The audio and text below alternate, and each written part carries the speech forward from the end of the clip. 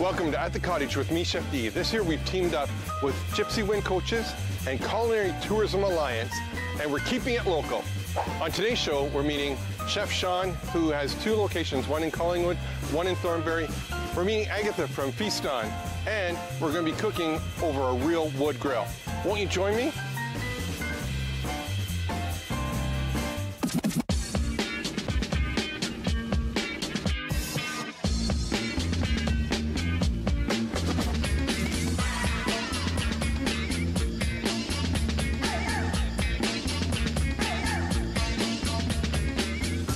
I'm here with Agatha from the Culinary Tourism Alliance, right? Yeah, that's right. Woo, woo. Now, you guys have started the Feast On, not started, but the Feast On program has been one of your brainchilds. Yeah, so we, 6 years ago now, wow, time flies, we started this program as essentially a reaction to the industry telling us that there was no authenticity left in local food in this province, and that people were doing it but not necessarily actually acting on it or talking about it and not necessarily living it. And so we worked with a bunch of, oh my God, over 40 local food organizations in the province and the Ministry of Agriculture to essentially create a set of criteria that restaurants could participate in to prove that they're putting their money where their mouth is in Ontario. So then to be a Feast On designated restaurant, we are. I know That's Sean, true. whose backyard we're in, is. And, also true. And he's also, I think he's a poster child. He's definitely OG Feast On chef. He might have been like the fourth person to ever apply for the program, first to certify. Yeah. Don't tell the folks in Northern Algonquin I said that because they were actually first. But he's definitely OG. The community's grown so much. In the first year, we had 20 chefs and restaurants in the program, and now we're at over 150, and that's growing exponentially every year. Every month. I get an email every month and an update of what's going on, and you always see, like, there was like the last one was 10 new places. Exactly. It's exciting. Okay, so how, if you're a viewer, and if you had a restaurant, how do you become Feast On certified? Oh, okay, let's talk about paperwork. Okay, because all us chefs love doing paperwork. Yeah, you love paperwork. So essentially what happens is you express interest and we have these forms that we send you. You open your books to us, you tell us where you spend your money, and as long as 25% of where you spend your money is in Ontario, both on booze and on food, you can be a part of the program. We then call up the producers that you say you work with and we say, hey, Chef D says he works with you and he spends this much money, is that true? And they'll either be like, yeah, totally, he actually spends more, or they'll be like, Chef D, who the hell is Chef D? Click. And if that happens, obviously they don't pass, but usually people are honest, and they verify that, and then you get to be a part of the program. When we first started doing this whole Chef D thing, and this is going back when we did the YouTube channel and everything like that, my whole goal was to kind of focus on local people and local places and that. So then when I finally, kind of figured out what we could do and we had an actual building instead of just doing all the catering, and being able to claim that we're Feast On certified, that was like just a really near and dear something to my heart. So I just think what you guys are doing is absolutely fantastic. How is that for buttering you up? Oh, I feel buttered. I feel breaded and buttered and soon to be deep fried. So now, you get this program going, you're doing a really great job of it, and then we have this little thing called a pandemic come through. Yeah, this tiny little terrible thing happened. How's that affecting, I know how it's affecting some people in my industry, that are close to my home. How's it affecting in other places in Ontario? It's a mixed bag. What we're finding is because we work with destinations across the province and then we work with individual restaurants, restaurants that regularly source from Ontario and have relationships with their farmers and know their farmer's name are doing a little bit better because the distribution networks are a little bit more solidified and they're built for things like this. They're resilient, and those kinds of relationships, people are giving each other breathing room and space and working together to succeed. But we hear a lot of terrible stories as well about the industry and not being able to pay their staff or stay open, and how even if they're able to open just their patio, for instance, that's not good enough. Most restaurants that I work with need to have 75% capacity just to break even. And so just having a few patio tables up front, it's it's not enough. It's not enough to save our industry and keep that beautiful, robust, dynamic dining culture we have in this province.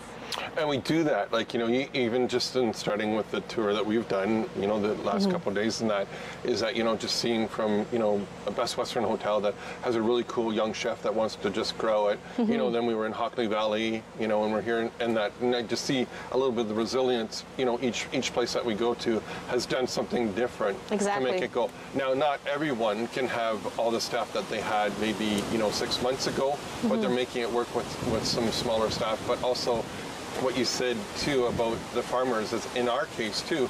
There's like Tim Berry's asparagus, Matthew Moss, and that they're bringing the product right to us. Third generation organics has been absolutely fantastic with us. Nice. So now going forward, where do you see, like, how are we going to grow this? I know this is a really loaded question, Let's go. I'm ready. Okay. I'm ready. What's the question? How are you feeling? How can the Culinary Tourism Alliance help the industry push it back out there?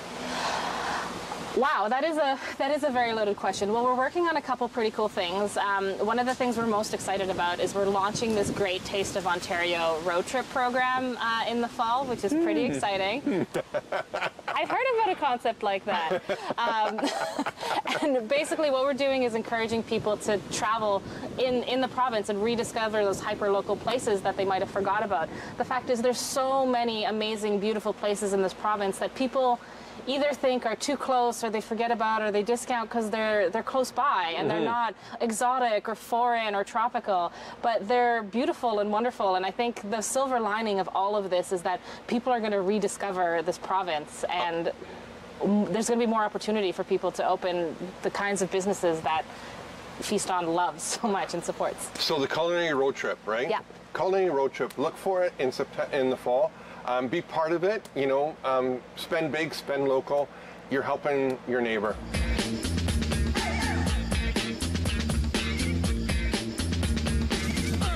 So in the midst of social distancing, this is kind of working out the best for me because all my guests are actually doing all the hard work. I want to introduce a really close friend and a really amazing chef, Sean Edmondson, the Crow Variety and the Bruce Wine Bar here in Thornbury. Yeah. Brother, I know we've talked about this, trying to arrange this for the last couple of years. It's great to have you on the show. Thanks for, reaching out, and it's going to be a fantastic day. I know. We've picked the perfect weather. We started off, it was a little cloudy this morning, but at this point it looks like it's blowing over, so we should have some fun today. I think we should, because not only we do have the beautiful Crown Verity right here that we'll be cooking on. Absolutely. But because I think we're all pyromaniacs in our previous lives and all that, right? Fire, food, and knives all seem to go together, right? So we have a wood grill that we're going to go down to and do some amazing NutriFarms chicken and ribeyes down there. How did you get into this crazy business? I kind of started off loving food. My grandfather was the president of the Ontario Beekeepers Association. My other side of my grandparents had a big kind of market garden and I started as a dishwasher kind of at 13. I never really left, and it was, a really kind of great output as a kid. You get to sit there and, once again, fire, food, and knives. Right. You get a little bit of that pyro kind of into you, and, what other better way to take and bring, everybody together, and that friends and or family, and share a meal. So, it's pretty awesome that, 27 years later, I'm still in the kitchen and still having fun behind the stove. So. Yeah, and I can see that when we come into the restaurant, is absolutely fantastic. So we have some third generation organic pork tenderloin that you're going to be grilling on the grill. Yeah. We have some beets, I think, over there. Some zucchini. That was your purchase, and some eggplant. Yeah, I mean, we've got some great Ontario produce out right now. We're just hitting that kind of stride. Yes.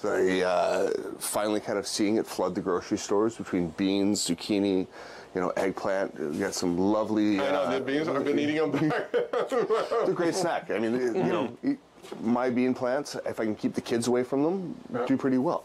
Otherwise, the kids just sit there and they snack all afternoon. Right. But, we've got some beautiful produce, around us. Ontario's got some, amazing producers, and we're happy to sit there and be able to really focus and highlight what they kind of produce. And that's kind of always been your go-to, right?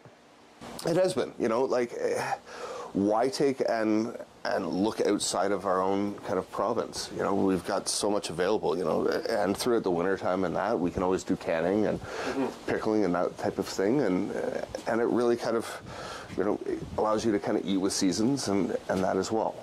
And when we come to your place, a lot of the charcuterie boards that you create is a lot of your pickling is all over that. It is, what better way to take and really highlight great Ontario produce, throughout the year and pickling and charcuterie boards. Great to kind of start a meal and you sit down and kind of great conversation pieces. As we kind of go through and that, right now I think it's a little bit more challenging with social distancing, but still sitting down and having something that you can converse over and really take your time and kind of ease into a meal, it's an awesome way to start. Perfect. So you're going to get started on your side.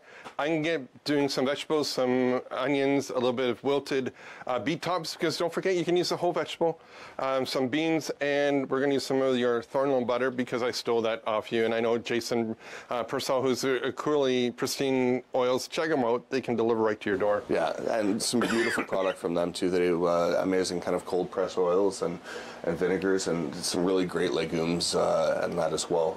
Their lentils and cranberry kidney beans, split peas. They really got a wide range of products. 100%. And, fantastic kind of suppliers. So let's get cooking. Yeah. Get this.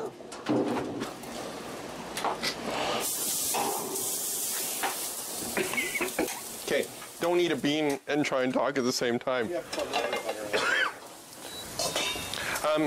Beautiful grass-raised butter. You just love how beautiful yellow this is. True natural. We have to put a little bit of butter in our pan. So we're putting the beets on. Beets on, just a little bit of oil, just to kind of help conduct that heat, and that way they don't dry out. We'll give them a little bit of seasoning just to start, and then after we can always toss them with a little bit of honey and that type of thing. Maybe a little vinegar.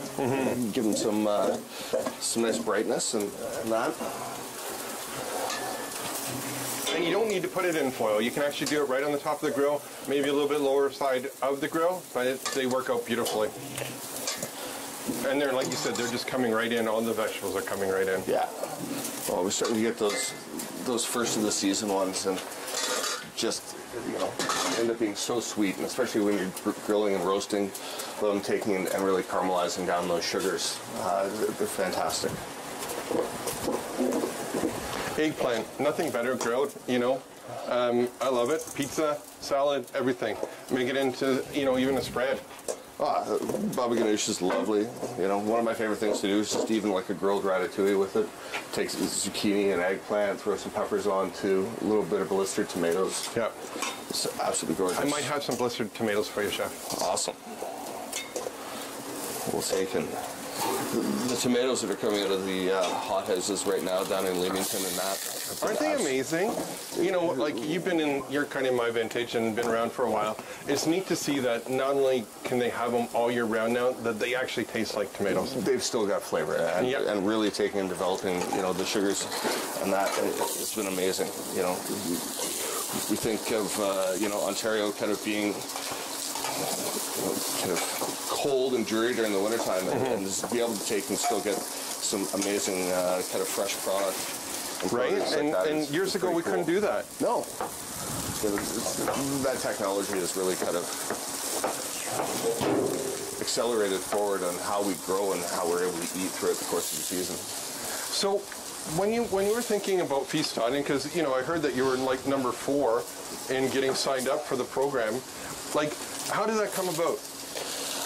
It was actually one of my buddies, Ryan Crawford, down at Backhouse, which is now Rufino's, had contacted me about it and said, "Hey, you really gotta kind of check this out. You're already, so involved within the food community in our area, and really taking and focusing on what was local and that, and building that relationships within the community. It just kind of made sense. It was a great way to talk about our story more and really kind of let people know that what we were doing it, I want to say ethically and as well, you know, actually walking the walk. Yep. Right? You know, for a long time, I think we got away from where our food came from and that, and, you know, kind of making sure that what we said we were doing, we're actually doing.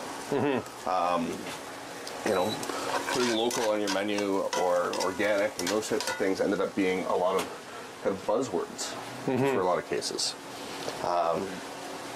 And this was a way to kind of, you know, really certify and say, okay, hey, we are who we are, and what we're doing is actually, you know, being followed through on. 100%. Yeah, and it's been a great program, you know.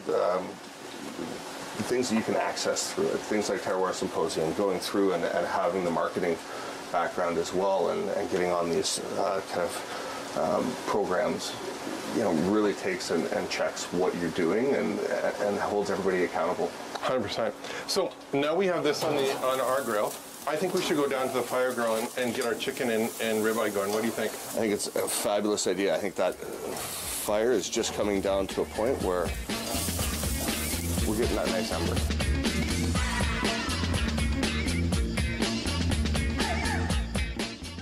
When you don't have the people there to support you that you know you should, your world kind of like spirals. But United Way has been the biggest change coming into high school. Having the ability to help kids succeed is so important. Looking for the best way to get the Major League Baseball games you want to watch? Rogers Super Sports Pack has you covered. With MLB Extra Innings, you'll have a premium ticket to out-of-market regular season games with all games available in HD. Don't miss the action from the games you want from both the American and National Leagues. MLB Extra Innings, part of the Super Sports Pack. For only $35.95 a month, Rogers customers get all this for one all-inclusive price. Order using your remote starting on channel 431 or visit Rogers.com today.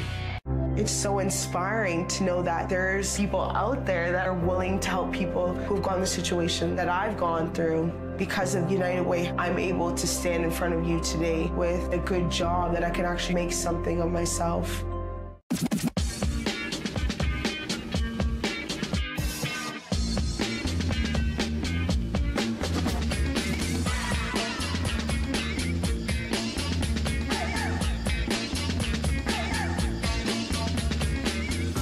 You know, Crown Verde is one of our sponsors, and it's always great. They gave me some amazing barbecues, but I think my favorite one is a wood-fired grill that you've seen and we use.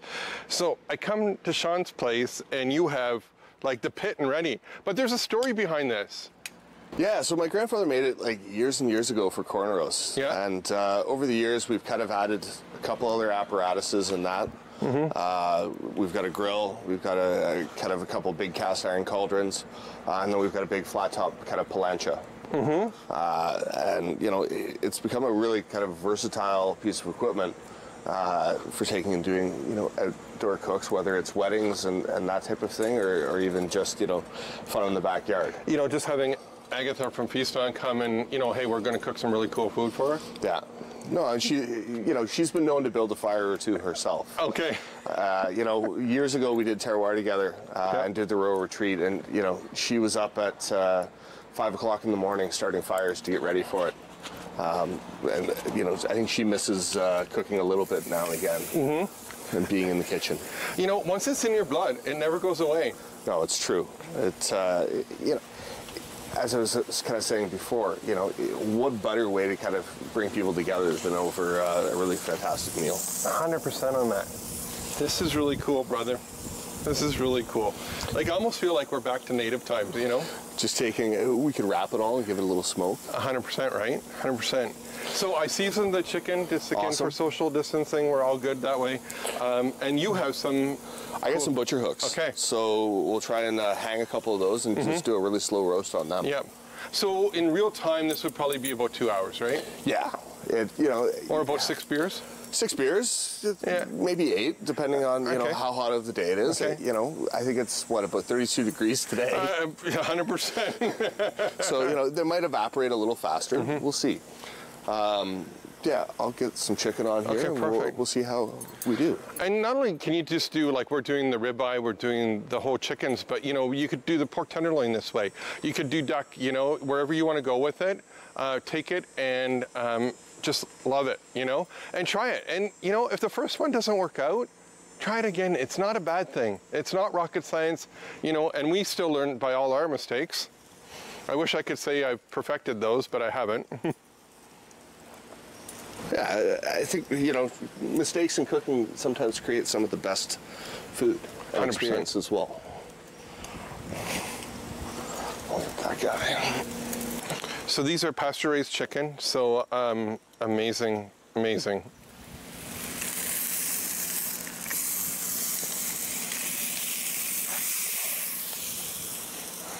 We were up north at a ATV conference, and Ted Reeder comes up, and we know all Teddy, who just loves doing this. And we had big logs in the middle of the fire, and we cooked everything on the big logs beside the fire. It was incredible. Like, I don't have any more hair on my legs at all because of that. You know, there's something very natural about taking and just using wood and going slow. 100%. You know, the flavor that you're able to take and develop off it is spectacular. So I think now we go maybe have a glass of the Featherstone, you know, Cab Franc there. And we Relax come back, a little bit. Yeah, and chillax, and we'll come back to it. Absolutely. It's going to take a little bit of time. Perfect.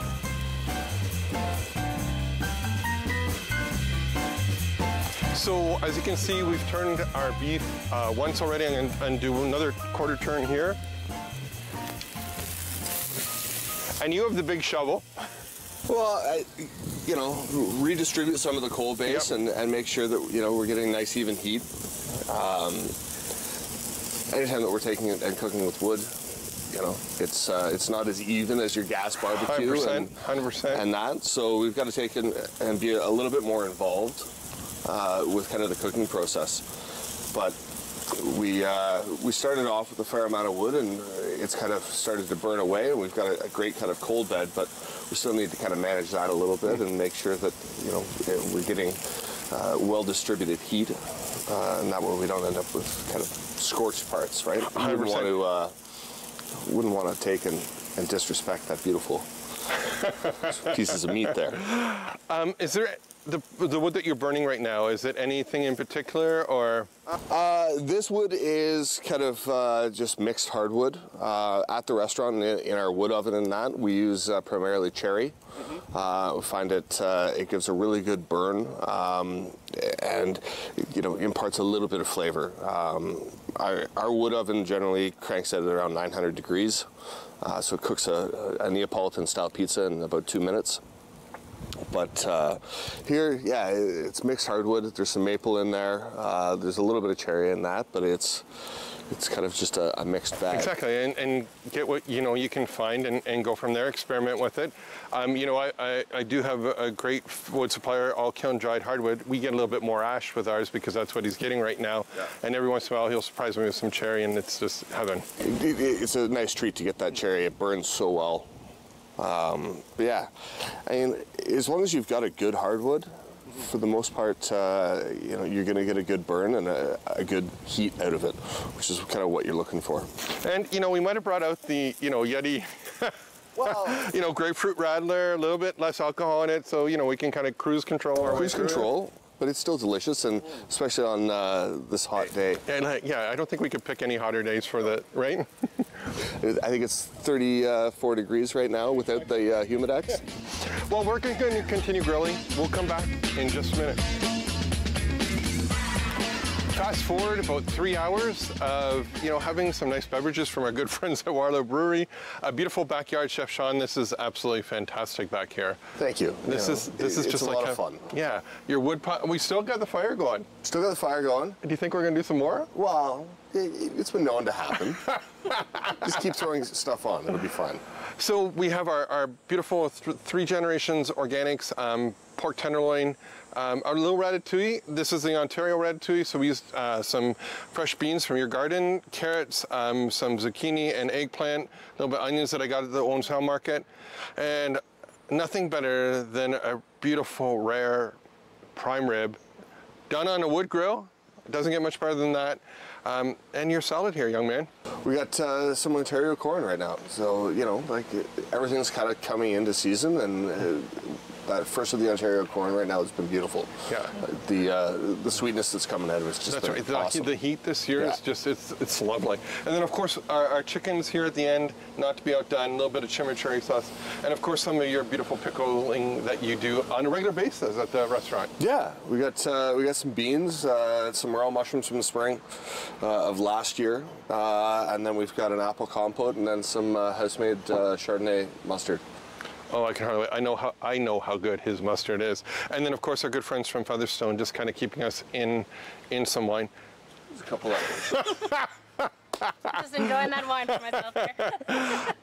Again, feast on Culinary Tourism Alliance. That's us. Right? And, you know, again, look for it on menus, and that right? Look for it on menus, on restaurant websites, on the front door of a lot of places. As you walk up, you can see the logo. It's a great way to basically support restaurants who are supporting our agricultural industry and people who are going that extra mile to do that work.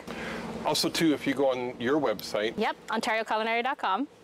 You can find a full list of restaurants currently in the program, as well as fun itineraries and ideas for day trips that are safe and exciting and, of course, delicious all throughout the province. And there's something coming up this fall that we're going to be doing? Yeah, the Great Taste of Ontario road trip. Look for it in the Globe and Mail and online and follow along. It's going to be a really delicious time. Social media. And on Shifty's social media sites. #FeastOn. Love how you got it. Hey, brother, I can't say thank you enough for spending some, many kitchen hours this morning to do this. And like I said, your backyard's perfect for this. Continue doing what you're doing. You do such a great job of it at both restaurants. Thank you. The Crowbar in Collingwood, right? Crowbar and Variety in Collingwood, and Bruce Wine Bar in Thornbury. Just quickly, because you've done just a little bit of change with COVID, how can our viewers come and see you? So we've got our bodega and bottle shop open kind of during the day. You can check out our website and social media for kind of open hours on that. And then we still offer our wood oven pizza and kind of ocean-wise specials and things like that throughout the evenings. And you can order online and or over the phone. So it's takeout, you're not open for sit-down right now? We've decided to take and hold off and not take and do in-house dining, just because our space is so intimate, and we really want to make sure that when we do welcome guests back, we're offering them, the exceptional service that they've come to know and love. Perfect. And if that fails, we can show up in his yard, right? 100%. Just take this turn, and you're here. Hey, it's been a lot of fun. Again, tailor it the way that you like it. Again, if you're not liking your beef rare like what we like it, take it a little bit longer. I've been cooking for my parents for over 40 years. They still love it medium well. I can't get it over it. Le Feast on, fresh Ontario produce, support local. Until next time, I'm Chef D.